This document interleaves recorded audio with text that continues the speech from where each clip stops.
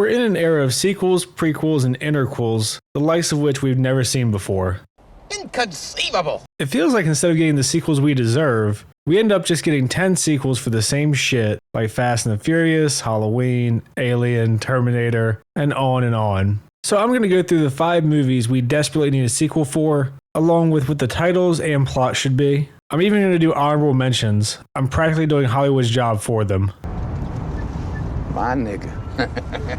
So let's get into it. Number 5, The Departed. Next year will be the 20-year anniversary of the movie, so you need to get on this one quickly. The sequel name should be The Arrived. Obviously, the movie ends with everyone dying except for Mark Wahlberg and Alec Baldwin. This one is a humorous buddy cop adventure where Mark Wahlberg and Alec Baldwin's characters who hate each other team up. And at the same time, we get the arrival of Leonardo DiCaprio's baby from the psychiatrist. Alec and Mark get stuck taking care of the baby while dealing with gangsters. No way! It'll be 3 men and a baby meets Lethal Weapon. 2 things that people like combined, like chocolate and peanut butter. Genius. Your mother will definitely be busy fucking your father because of how excited she'll be to see this one. Number 4, A Few Good Men. It's been almost 25 years since we got the original, and Tom Cruise pretty much looks the same anyway. Jack Nicholson's not doing jack shit, and Demi Moore now gets naked on screen. Time to get the gang back together. The obvious title for this one, A Few Great Men. And boom goes the dynamite. Dawson and Downey, after being dishonorably discharged, like gonorrhea, turn to vigilantism to make a living because no one will hire them. Eventually, they get caught doling out justice and turn to the best lawyers they know. Daniel Caffey, Joanne Galloway, and Sam Weinberg if he feels like helping out. It's essentially another courtroom drama, but this time, they actually meant to kill the bad guys, and Jack Nicholson comes out of prison to be a character witness and let everyone know that they still can't handle the truth. This movie's just dying to be made faster than someone with acute lactic acidosis. Number 3, Shawshank Redemption. Arguably the best movie ever,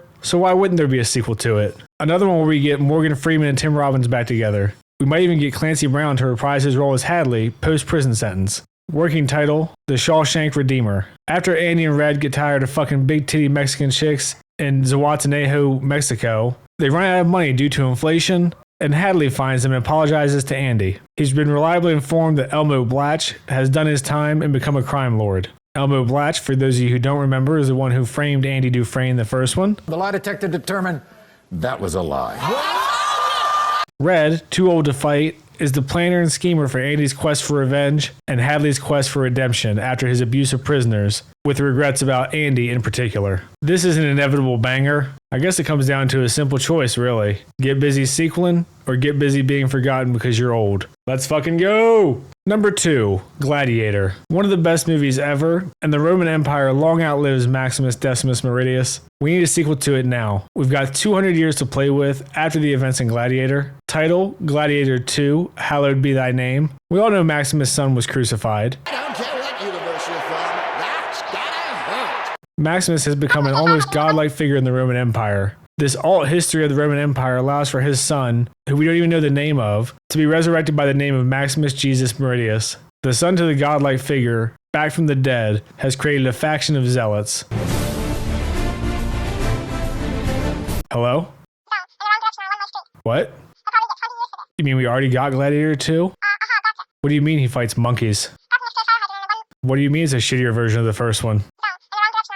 They got Denzel?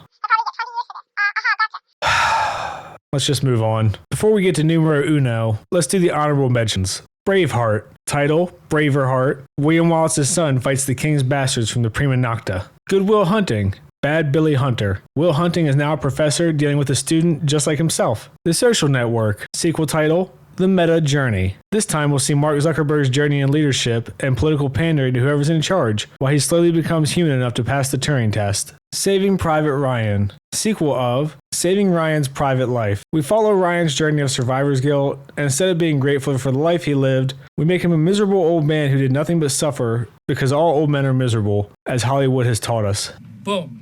Roasted. Armageddon. Sequel, Armageddon 2. This time, it's personal. This time we have another meteor coming at Earth, but instead of unifying, Earth is in a state of constant war. The goal this time is to use fragments of the meteor to destroy our enemies. A Walk to Remember. Sequel, A Walk to Forget. It turns out that Jamie had a secret child she didn't want to burden Landon with and hid her pregnancy. This journey deals with Landon raising a teenage daughter that was hidden from him, who hates him for allowing a motherless child into the world. In the end, he accepts that a daughter, even one who's a giant cunt, is a miracle. Nightmare Before Christmas. Sequel, Dreaming After New Year's. This time, Jack and Sally's kid, Lucifer, learns a lesson when the dour life in Halloween Town pushes him into New Year'sville, where he parties it up, only to realize that a lifetime of partying isn't all it's cracked up to be. Now, on to number 1, Titanic, a classic and one of the highest grossing films ever. It needs a sequel right alongside Avatar 2. Leonardo DiCaprio, the once young pretty boy, has become a dumpy old man and will play a new character.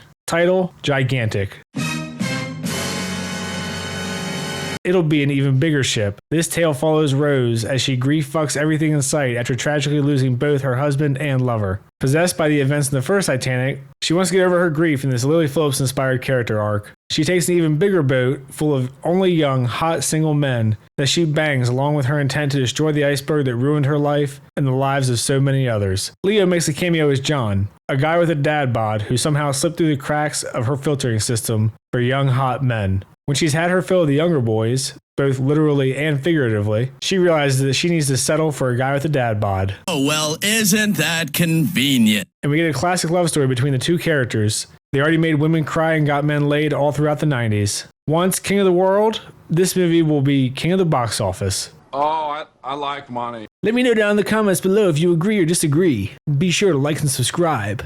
Fag. Alright guys, hope you enjoyed my April Fool's video. Hope everybody's doing well. Thanks. See ya.